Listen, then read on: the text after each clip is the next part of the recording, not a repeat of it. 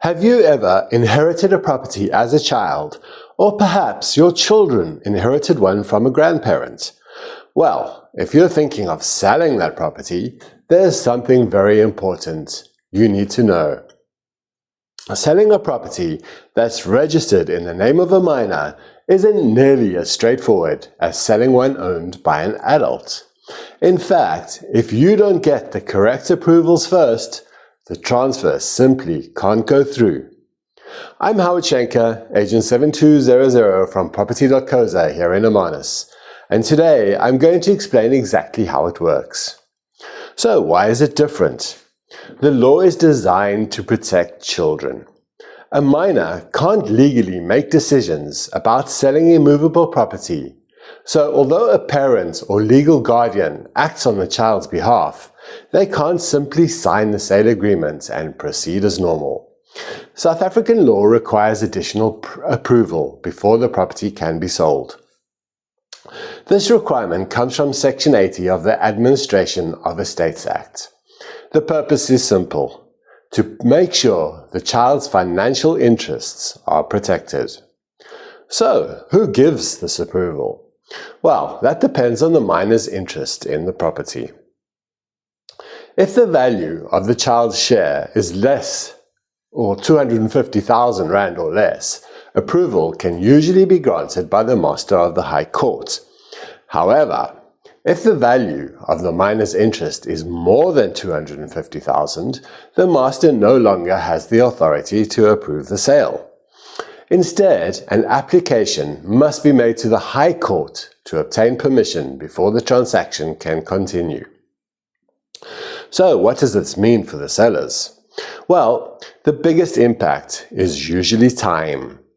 Many sellers assume that once they've accepted an offer, everything moves ahead according to the normal transfer timeline. Unfortunately, that's not always the case. Application to the Master's office typically takes around 6 to 8 weeks, although this can vary.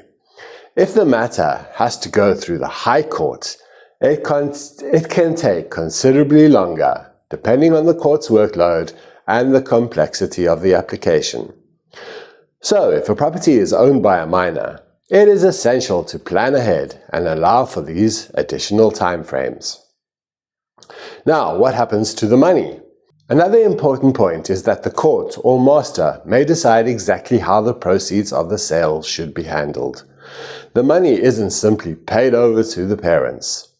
Depending on the circumstances, it may need to be invested or managed in a way that protects the child's financial interests until they become an adult.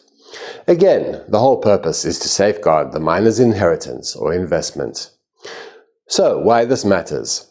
This is one of those legal issues that many people only discover after they've already found a buyer. It can delay transfer, frustrate purchasers, and create unnecessary stress if nobody knew about the additional requirements from the beginning. That's why it's so important to work with an experienced conveyancing attorney and an estate agent who understands the process. So if you own property that's registered in the name of a minor, or you're dealing with an inherited estate involving children, it's always worth getting advice before putting the property on the market. A little planning up front can save months of delays later.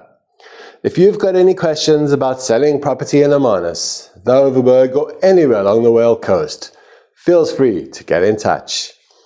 And if you found this video helpful, please give it a thumbs up, subscribe to my channel, because I share practical property advice to help buyers and sellers make informed decisions.